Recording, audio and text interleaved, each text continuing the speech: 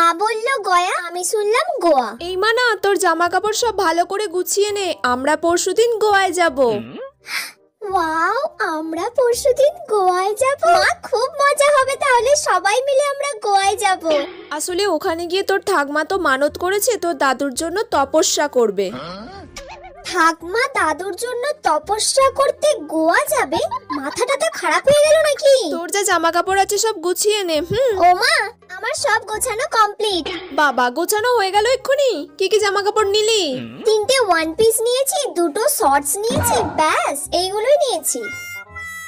এই মেয়েটার কি মাথাটা তা খারাপ হয়ে গেছে নাকি? ও গয়ায় যাবে, গয়ায় গিয়ে শর্টস পরবে, ওয়ান পিস পরবে। এইসব জামা কাপড় তুই কেন নিয়েছিস? গয়াতে গিয়ে তুই শর্টস পরবি, ওয়ান পিস পরবি? তোর মাথাটা তা খারাপ হয়ে গেছে নাকি? গয়া? আমি তো ভাবলাম গোয়া।